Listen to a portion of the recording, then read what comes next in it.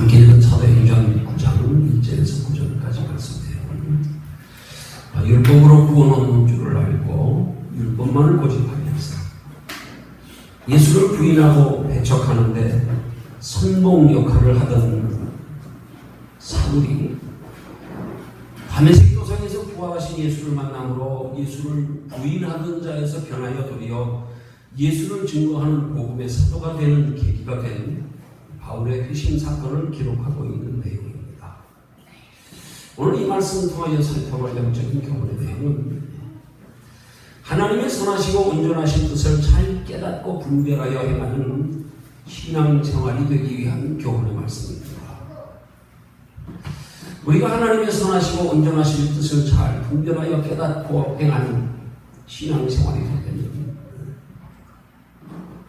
먼저 하나님의 선하시고 온전하신 뜻을 잘 깨닫고 분별하는 지혜가 먼저 있어야 합니다.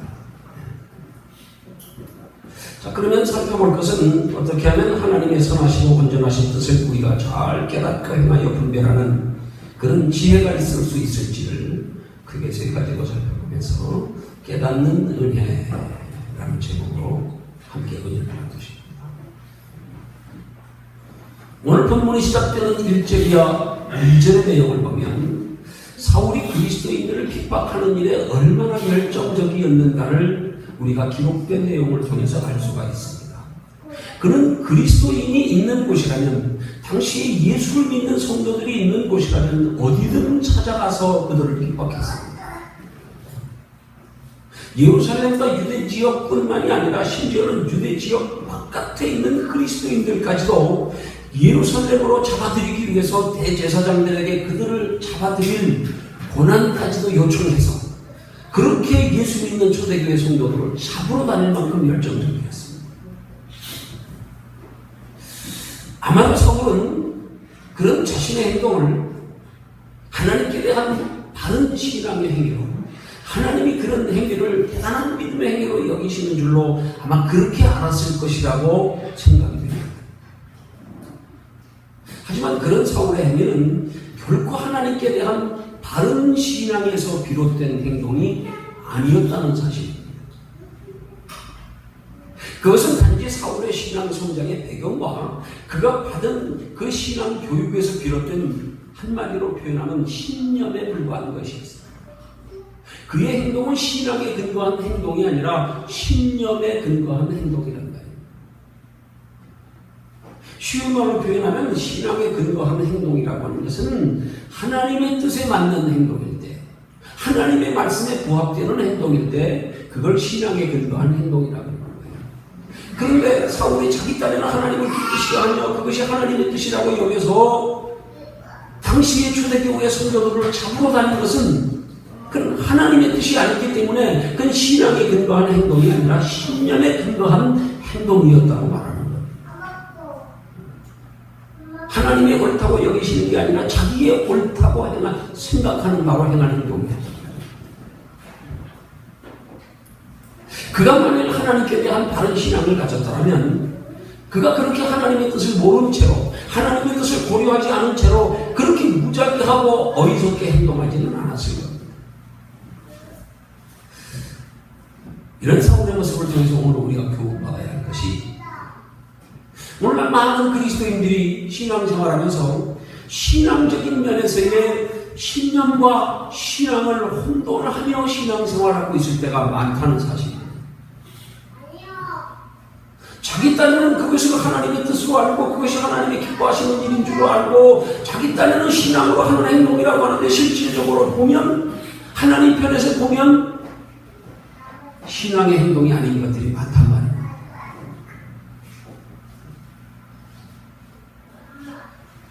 그게 바로 신념과 신앙을 혼돈하는 거예요. 그건 자기 자신이 가진 종교적인 신념을 자기가 스스로 신앙이라고 착각하는 거란 말이에요. 그러면 신앙과 신념은 본질적으로 차이가 있습니다. 신념은 자기 자신이 가진 지식과 경험에 근거해서 스스로가 갖게 되는 것이고요. 스스로의 판단이고요. 스스로 옳다 하는 바고요. 신앙은 오직 하나님의 은혜로 얻어지는 거예요. 하나님이 깨닫게 해주신 거예요. 예를 들어 설명드리면 성경의 사도행전 10장 9절에서 15절까지 보면 베드로가 저모에 지붕으로 올라가서 하나님께 기도하다가 환상을 보게 되었는데 그 환상 중에 보니까 하늘에서 보자기에 큰 보자기에 네 귀퉁이가 끈에 매어달려서 내려오는데 그 안에 보니까 온갖 율법상의 부정한 짐승들이 그 보자기 안에 다 있는 것을 베드로가 보았습니다. 그런데 하늘에서 그 네 귀퉁이가 매인 보자기가 내려오면서 하나님의 음성이 들리기를 베드로에게 잡아먹으라고 하나님이 말씀하십니다. 그랬더니 베드로가 이 부정한 짐승들을 보고는 하나님께 하는 말이 주여 그럴 수 없나이다. 속되고 깨끗이 아니한 물건을 내가 언제든지 먹지 아니하였었나이다. 나는 율법이 철저히 지켰습니다. 나는 율법을 지키기 위해서 하나님의 계명을 지키기 위해서 부정한 짐승 먹지 않겠습니다. 하고 거절했어요. 그랬더니 하나님께서 베드로에게 이어서 하시는 말씀이 하나님께서 깨끗게 하신 것을 내가 속되가 하지 말라 말씀을. 그럼 지금 베드로의 행동은 뭐예요? 지금 그 상황에서 베드로가 하나님의 뜻을 모르는 거란 말입니다. 그렇죠? 그래서 자기 딴에는 율법상으로 하나님의 정하신 규정에 근거해서 자기 나름대로 판단이 이건 옳은 것이 아니다. 하나님이 잡아먹으라고 말하셨지만 말씀하셨지만 성경이 하나님의 말씀해 보니까 맞질 않다. 거절했단 말이에요. 이게 냉정하게 율법 우리가 이걸 이 신념과 신앙의 차원에서 보면 저 베드로가 하나님께 하는 대답은 자기 신념에 근거하는 거예요. 왜? 하나님의 뜻은 그게 아니에요. 우리는 종종 우리가 하나님의 말씀을 잘 분별하고 깨달아서 우리는 하나님의 뜻대로 하는다고 하는데도 실제로 보면 하나님의 뜻에 맞지 않을 때가 있단 말입니다. 우리가 하나님의 뜻을 잘 모르고 우리 딸은 하나님의 뜻대로 한다고 실수로 할 때도 많단 말입니다. 잘못할 때도 많단 말입니다. 지금 율법상으로는 맞는 말이지만 하나님께서 베드로에게 이 부정한 짐승을 잡아먹으라 할 때는 그 하나님의 말씀대로 순종하여 그 부정한 짐승을 잡아먹어야 되는 겁니다. 호세아 선지자가 하나님께서 음탕한 아내 고멜과 결혼하라고 할 때요, 호세아 선지도 베드로와 같은 경우 하나님 제가 선지자인데 어떻게 음탕한 아내와 결혼할 수 있습니까? 저는 그렇게 할 수 없습니다. 성경적으로 보면 율법으로 보면 호세아도 그렇게 거절해야 됩니다. 그런데 호세아는 비록 그것이 하나님의 율법과 맞지 아니하고 선지자로서 도저히 백성들에게 본인들의 행위가 아니지만 하나님이 명하셨기 때문에 그대로 순종했단 말이에요. 그럼 베드로와 호세아의 차이가 뭡니까? 베드로의 행위는 신념에 근거한 행위고 호세아 선지자의 행위는 신앙에 근거한 행위였다. 이렇게 구분하여 볼 수가 있는 거란 말입니다. 여러분, 이 신념이라고 하는 것은 이 진리가 아닌 것에 근거할 수가 있단 말이에요. 하나님의 뜻이 아닌 것에, 그릇된 사실에 근거할 수 있는 겁니다. 그렇지만 비교해서 신앙은 절대적으로 그건 진리에 근거합니다. 말씀에 근거합니다. 하나님의 뜻에 근거합니다. 신념은 결코 우리를 구원에 이르게 할 수 없습니다. 그러나 신앙은 우리를 구원에 이르게 합니다. 신념으로 행하는 신앙생활에는 상이 없습니다. 그러나 신앙으로 행하는 신앙생활에는 상이 있습니다. 그럼 신념과 신앙의 차이가 결론적으로 뭐냐? 신념은 내 믿음입니다. 내가 옳다 하는 바로 행하는 내 믿음입니다. 그러나 비교하여 신앙은 하나님이 주신 믿음입니다.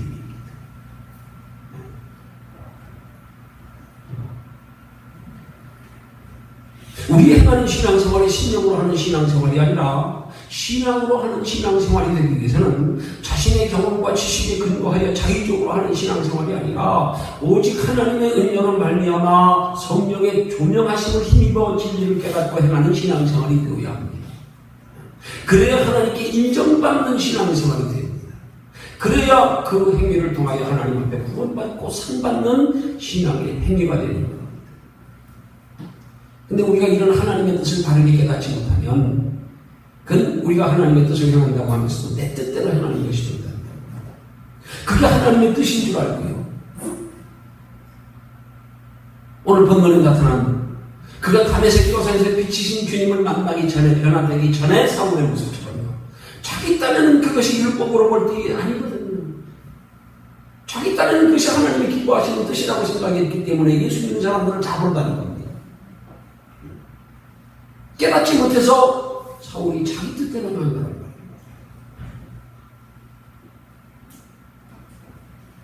마태복음 7장 21절에서 23절까지 말씀해 보면 당시에 선지자들이 이렇게 말합니다. 우리가 주의 이름으로 선지자 노릇하며 주의 이름으로 귀신을 쫓아내며 주의 이름으로 많은 권능을 행치 아니하였나이까 하리니, 그 다음에 주님이 하시는 말씀이 내가 너희를 통제하지 못한다. 불법을 행하는 자들아 내게서 떠나가라. 바깥 어두운 데 쫓겨나 슬피고 너희를 날리지 마라. 여러분, 주의 이름으로 선지자 노릇 행하는 게 뭐 하나님의 뜻을 이루게 되는 겁니까? 주의 이름으로 귀신을 쫓아내는 게 잘못된 겁니까? 주의 이름으로 많은 권능을 하는 게 잘못된 겁니다. 그런데 주님은 잘못됐다는 거예요. 그건 불법이 되는 거예요. 왜? 그들이 주의 뜻인 줄 알고 열심히 하나님 앞에 능력받고 주의 선지자로 행하고 귀신 쫓아내고 권능 얘기했지만 하나님의 뜻에 맞지 않게 행하니까 하나님은 불법이 되는 거란 말이에요.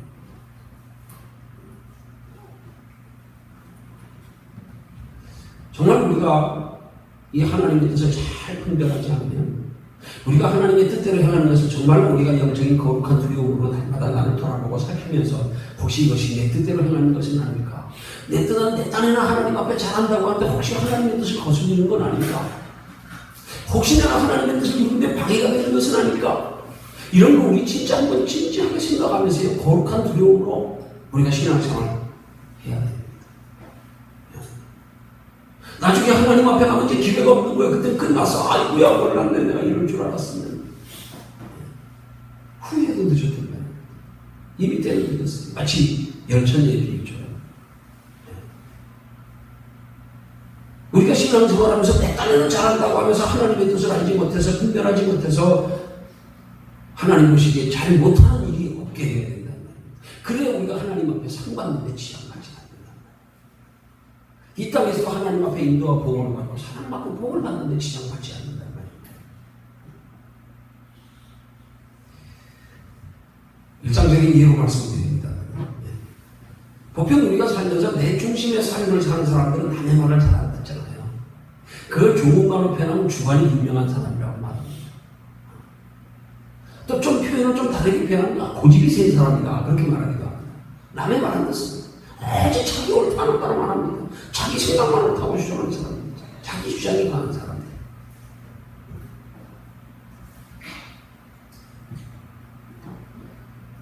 우리 성도들도 종종 신앙생활하면서 우리가 하나님을 마치 사도 바울처럼 그렇게 해요. 그가 데마스커 도성에서 빛이 만나기 전에 그 사울의 모습 때처럼 오직 율법의 근거에서 자기 주장만 가지고 그렇게 신앙생활하다 보면 우리가 때로는 하나님의 말씀을 안 들을 때도 있다. 듣지 못할 때도 있어. 하나님이 말씀하시지 않는 게 아니라서 내가 마음문을 닫아서 내게 들을 귀가 없어서 그냥 내가 생각할 때 바로 되고 생각하면 더 이상 재볼 것도 없어. 낮을 것도 누가 뭐라 그러든지 나는 옳다니까 그냥 하면 되는 거예요. 참 바울이 그랬던 거예요. 차울때예요. 우리 신앙생활은 내 뜻대로 하는 게 아니라 하나님 뜻대로 하는 게 신앙생활이라는 사실이에요. 하나님의 뜻대로 하는 게 신앙생활이에요. 내 뜻대로 하는 건 그건 자기 의입니다. 하나님의 의가 아니에요. 성도는 하나님의 뜻대로 행하는 신앙생활에 복이 있고 상이 있는 겁니다. 그 하나님의 뜻대로 행하는 일이 되기 위해서 우리는 하나님의 뜻을 잘 깨닫고 분별해야 된다. 그 하나님의 뜻을 잘 깨닫는 게 큰 은혜고 복입니다. 그걸 잘 깨닫는 사람이 하나님 뜻대로 행하니까요. 그래서 선을 받으니까. 그런 사람들을 하나님이 귀하게 쓰시니까. 자, 그러면 이제부터 살펴볼 것은 어떻게 하면 우리가 그런 하나님의 뜻을 잘 분별하여 우리의 신앙생활을 내 의로 행하는 신앙생활이 아니라 하나님의 의로 행하는 지혜로운 신앙생활이 될 수가 있을까? 여기에 오늘 초점을 맞추어서 은혜를 나눕니다.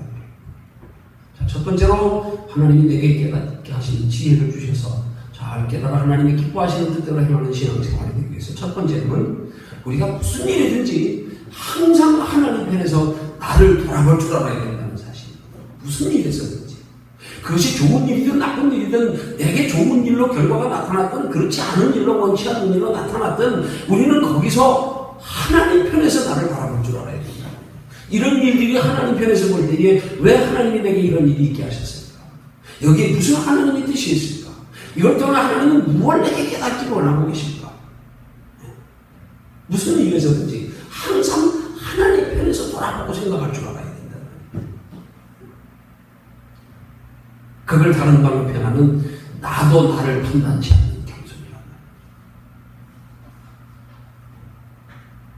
내 스스로의 생각에 너무 신뢰하지 말고 내 생각은 하나님 앞에 내려놓고 하나님 편에서 항상 나는 옳다고 생각하지만 그러나 혹시라도 하나님 보실 때 이것이 옳지 않은 것은 아니지만 그런 면에서 우리가 조심스럽게 거룩한 두려움 가지고 항상 하나님 편에서 나를 바라보는 신앙생활이 돼야 그런 성도들에게 하나님이 지혜를 주십니다. 내가 그 옳다 하는 바로 마음을 딱 포동하고 요동치 않냐고 누구 말도 안 듣고 있으면요 하나님도 어쩌실 수가 없는 깨닫게 하실 수도 없는 거예요. 내가 혼자 스스로 옳다고 딱 판단해버렸습니다. 하늘이 무너져도 나는 이게 옳아. 그걸 못 깨닫는 거예요. 하나님이 깨닫게 하실 수가 없다. 이것을 사도 바울은 하나님의 은혜로 다메섹 도성에서 빛이신 교인 만나고 3년 동안 그가 연단받은 후에 그가 사도로서 복음의 사명을 감당하며 많은 고난을 받으면서 깨닫고 고린도전서 4장 3절이나 5절에서 고백합니다. 이렇게 고백합니다. 너희에게나 다른 사람에게나 판단받는 것이 내게는 매우 작은 일이라 나도 나를 판단치 아니하노니 내가 자책할 아무것도 깨닫지 못하나 그러나 이를 인하여 의롭다함을 얻지 못하노라. 여기까지 말씀이 뭡니까? 내가 나를 돌아봐도 절대로 나를 자책할 만한 게 하나도 없다 이 말이에요. 하나님 앞에서 옳지 않게 행동하는 행동이 하나도 없단 말입니다. 내가 볼 때는. 그런데도 그 뒤에 바울이 하는 말이 뭐예요? 그러나 이를 인하여 의롭다함을 얻지 못하노라. 내가 아무리 옳다고 생각해도 하나님이 옳다고 인정해 줘야 의지. 내가 옳다고 생각하는 것으로 내가 의롭다고 내가 옳으니까 하나님도 나를 의롭게 여기실 거야. 하나님 그렇게 여기시지 않는 거예요. 그러나 이를 인하여 의롭다함을 얻지 못한다. 내가 자책할 아무것도 없지만 정말 하나님 뜻대로 해놨다고 나는 아무 꺼림없이 정말 내가 보기에도 하나님의 뜻대로 해놨다 하지만 그건 어디까지나 내 판단이겠는 거예요. 그래서 그것조차도 의롭다함을 얻지 못한다고 자신이 스스로 부인하는 겁니다. 내가 아무리 옳다고 생각해도 내가 옳다는 바로 의로운 게 아니라 하나님이 인정해 주셔야지. 그런 뜻인 거예요. 그리고 이어서 고백하는 말이 다만 나를 판단하시기는 주십니다. 그러므로 때가 이르기 전 곧 주께서 오시기까지 아무것도 판단치 말라. 그가 어두움에 감추인 것들을 드러내고 마음의 뜻을 나타내리니 그때에 각 사람에게 하나님으로부터 칭찬이 있습니다. 어떤 사람들에게 칭찬이 있다고요? 내가 옳다 하는 바로 하나님의 칭찬이 있는 게 아니라 하나님이 인정하시는 하나님이 옳다고 하실 때 칭찬이 있다는 말입니다. 그러니까 하나님이 옳다고 하시기 전까지는 내 아무리 의로운 판단이라도 내 스스로 의롭다고 자부하지 말란 말이에요.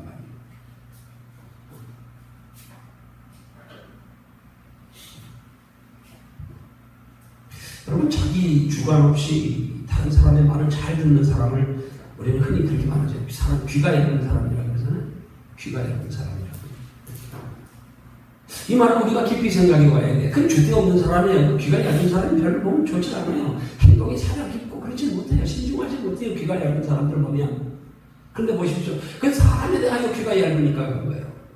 우리 신앙적으로 보면요. 하나님 앞에서 귀가 얇은 사람이 돼야 되는 거예요. 하나님 앞에서. 하나님 앞에서 자기 주관 없이 하나님의 말 잘 듣는 사람. 그게 진짜 겸손한 사람이고 그가 진짜 지혜로운 사람이란 말이에요. 근데 믿지 못할 사람의 말에 귀가 얇은 사람들이 자꾸 넘어지고 실족하고 시험당하고 속고요 막. 사람 앞에 귀가 얇은 사람 되지 말고 하나님 앞에서 귀가 얇은 사람이 되라. 사람의 이리저리 좌우 흔들리지 말고 하나님 말씀 앞에서는 내가 어떤 생각 사도 바울의 고백처럼 내가 어떻게 의롭다고 생각하는 것까지도 나도 나를 판단치 않는다. 이렇게 생각할 정도로 하나님의 말씀 하나님의 뜻 앞에서는 귀가 얇은 사람이란 말이에요. 그가 지혜로운 자예요. 그가 복이 있는 자예요. 하나님의 말씀에 귀가 얇은 사람이 영성이 있는 사람이란 말이에요. 잘 깨닫는 것 말이에요. 무슨 일에서든지 항상 어떤 상황에서든지 어떤 문제 앞에서든지 항상 하나님 편에서 나를 돌아보는 신앙생활이 되어야 될 줄로 믿으시기를 주님의 이름으로 축원합니다. 그 다음 두 번째는 하나님께서 우리에게 지혜를 주셔서 하나님의 선하신 뜻을 다 행하여 하나님이 기뻐하시는 뜻대로 행하여 하나님께 사랑받고 보호받고 복을 받고 하나님의 나라에까지 상받는 신앙생활이 되려면 두 번째로는 우리가 하나님의 뜻을 잘 분별하는 지혜를 하나님께 구해야 됩니다. 너희가 얻지 못하면 구하지 아니하며. 오늘 우리가 종종 신앙생활하면서 보면 다른 것들은 눈에 보이는 것들은 우리의 필요한 것들, 우리가 바라고 소원하는 것들을 하나님 앞에 잘 구하는데 말씀대로 하나님의 선하신 뜻을 잘 분별해 행동할 수 있는 지혜는 잘하는 거 하잖아요.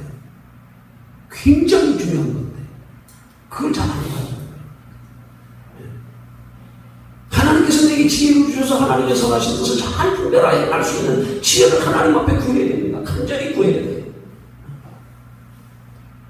로마서 12장 2절이 말씀합니다. 너희는 이 세대를 본받지 말고 오직 마음을 새롭게 함으로 변화를 받아 하나님의 선하시고 기뻐하시고 온전하신 뜻이 무엇인지 분별하도록 하라.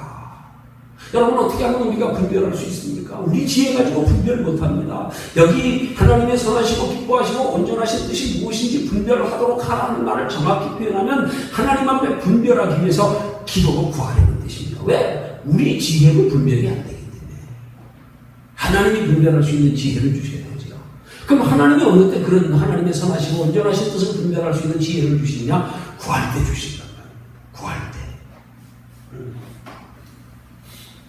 근데 여기 보니까 앞에 뭐라 그랬어요? 너희는 이 세대를 본받지 말라 그랬어요. 하나님의 선하시고 기뻐하시고 온전하신 뜻을 분별하는 데 있어서 이 세대를 본받지 말라는 거예요. 이 세대의 사람들은 어떻게 합니까?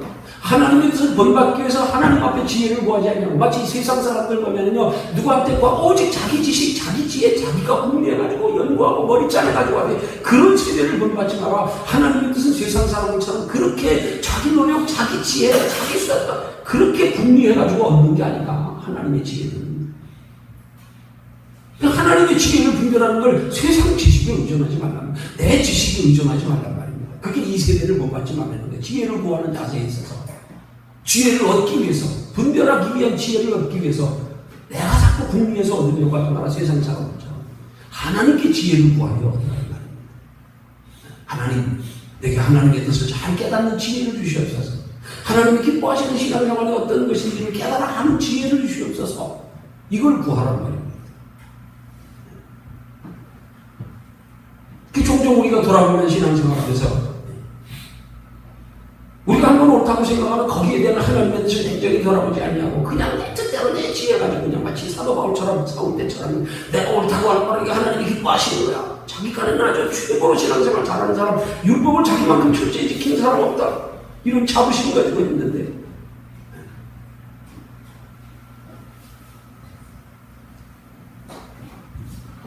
그래서 야고보서 1장 5절이 뭐라고 말씀합니까? 누구든지 지혜가 부족하거든 후히 주시고 꾸짖지 아니하시는 하나님께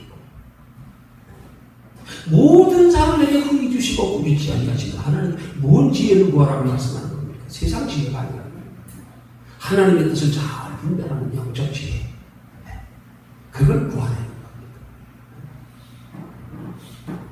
그 하나님의 뜻을 잘 분별하는 지혜를 구하는 것이 또 한 면에서 그의 나라와 그의 의를 구하는 거예요.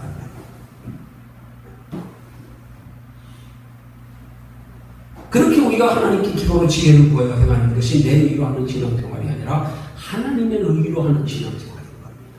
네. 내 신념으로 하는 신앙생활이 아닌 신앙으로 하는 신앙생활이 되는 겁니다. 우리는 하나님 앞에 인정받는 믿음이 되기 위해서 우리가 하나님의 뜻대로 행하는 신앙생활이 내 신념으로 하는 신앙생활이 되지 않도록 조심해야 되는 거예요. 주의해야 되는 거예요. 거룩한 두려움 가지고 행해야 되는 거예요.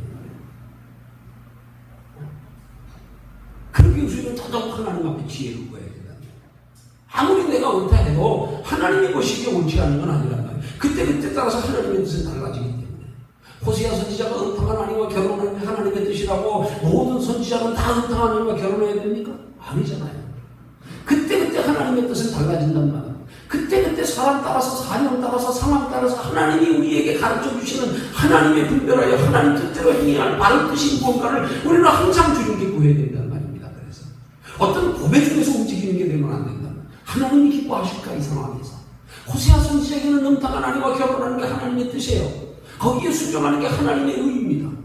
왜? 호세아 선지자를 통해 이스라엘 백성들에게 하나님 앞에서 얼마나 타락했는지를 호세아 선지자 한 사람을 하나님이 희생시켜가면서 실물로 보여주시려고 호세아 선지자에게 음탕한 하나님과 결혼하라. 너의 모습을 통하여, 너의 그 신령한 모습을 통하여 그들이 깨달은 눈이 있으면 우리의 모습이 마치 저 타락한 호세아 선지자처럼 음탕한 하나님과 결혼한 저 호세아 선지자, 저것이 우리 모습이구나. 그걸 하나님이 깨닫게 하시려고요.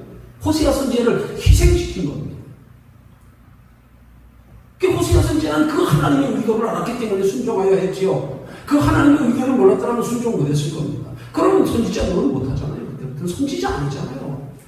음탕한 하나님과 결혼했는데, 장녀와 결혼했는데 사람들이 호세아 선지자를 선지자로 여기며 그 말을 듣고 따르겠습니까? 그 선지자도 거기서 끝나는 거란 말입니다. 그런데도 거기에 하나님의 뜻이 있음을 호세아 분별하여 알았기 때문에 그럼에도 불구하고 순종했잖아요.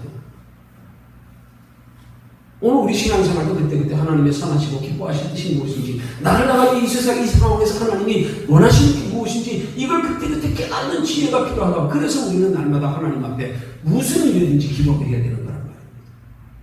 무슨 일이든지 우리가 옳다고 생각하는 것조차 하나님 앞에 또다시 전도해. 이 상황에서 하나님이 이걸 기뻐하시는 건지, 이 상황에서 하나님이 내게 다른 것을 요구하시는 건 아닌지.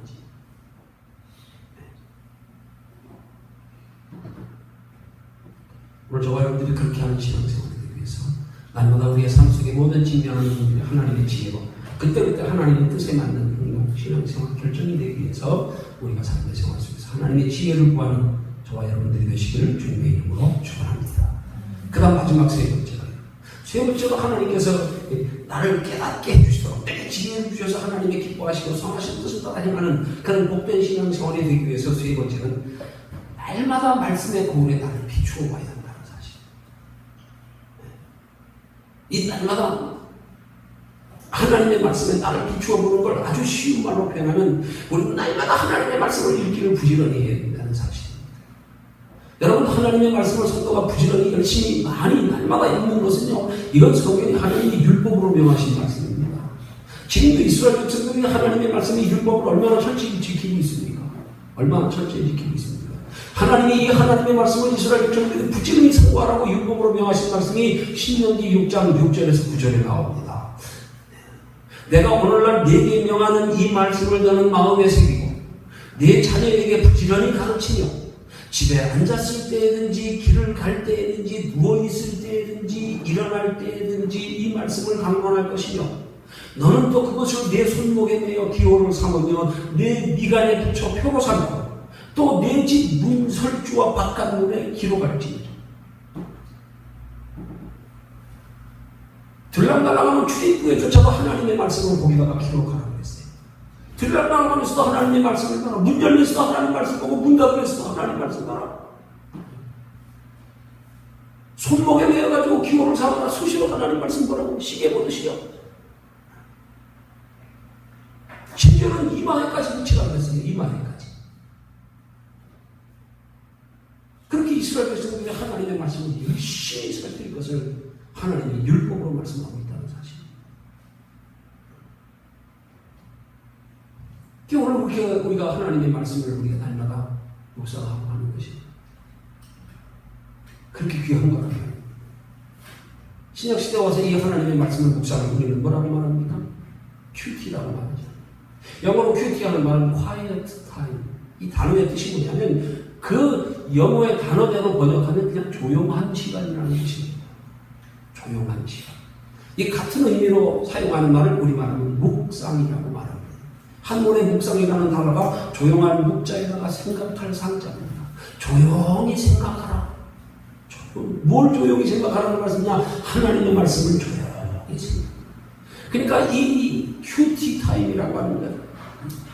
우리가 날마다 큐티하는 건 말씀인데 이게 뭐냐 하면 쉽게 표현하면 하나님의 말씀을 조용히 읽고 생각하는 시간, 그런 뜻입니다. 하나님이 우리에게 하나님의 말씀을 조용히 읽고 생각하는 시간을 많이 가져가는데 정말 나만 말씀을 해야 됩니다. 이스라엘 백성들에게 들어가는 출입문에까지도 하나님의 말씀을 기록해 놓고 보듯이. 왜 그렇게 하십니까? 성경이 말씀하잖아요. 로마서 8장에 사도 바울을 통하여 믿음은 들음에서 나며 들음은 그리스도의 말씀으로 말미암아. 우리가 말씀을 많이 들어두면 또 말씀을 많이 보면 그 말씀이 우리의 평소의 생각 속에서 자주 떠오른단 말입니다.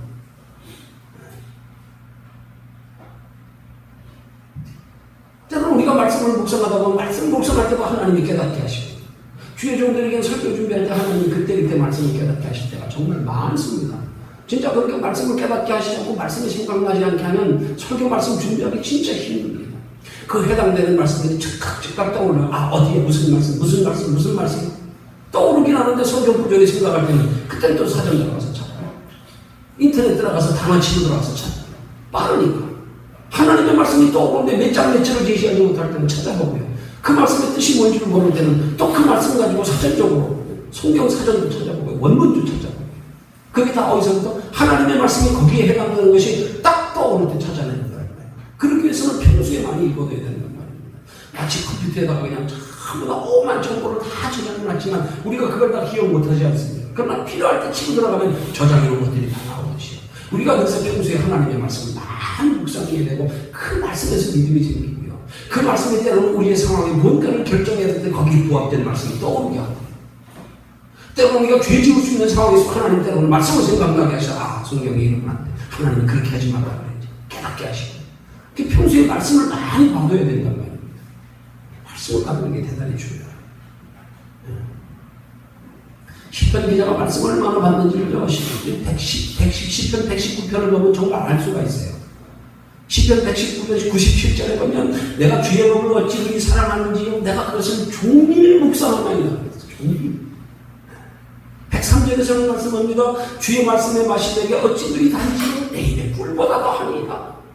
얼마나 그가 말씀을 많이 보고 말씀으로 통하여 얼마나 하나님의 은혜를 많이 깨달았으면 또 은혜를 많이 체험했으면 내 입에 꿀보다 더 다니이다.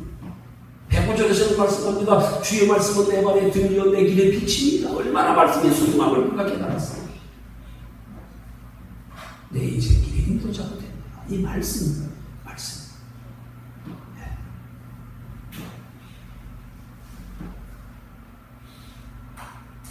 여기 시편 119편의 세 줄만 찾아서 봐도 시편 기자가 얼마나 말씀을 많이 묵상했으며 얼마나 말씀을 많이 체험했으며 얼마나 말씀을 소중히 여기는지 우리가 한 번에 알 수가 있잖아요. 구약시대 시편 기자로 그랬는데 하물며 오늘 말씀이 그렇게 소중하더라고요. 깨달아지지 않아도 자꾸 읽어두세요. 읽어두고 그럼 하나님은 때가 되는지 그 말씀을 우리에게 기도하는 자 삶의 지팡이게 되게 말의 등이 되게 죄명하게 하게. 결론 냈습니다. 우리 삶이 하나님의 뜻을 잘 분별하고 깨닫는 은혜가 있어서 날마다 우리의 삶이 평안하고 복된 삶이 되고 하나님을 기쁘시게 하는 삶이 되기 위해서 무슨 일에서든지 항상 하나님 편에서 나를 돌아보고 또 하나님의 선하시고 온전하신 뜻을 분별하고 깨닫는 지혜가 있기를 하나님 앞에 간절히 구하고 또 날마다 하나님의 말씀을 묵상하는 것으로 말씀의 거울에 나를 비추어 보는 그런 지혜로운 신앙생활이 되시기를 주님의 이름으로 축원합니다.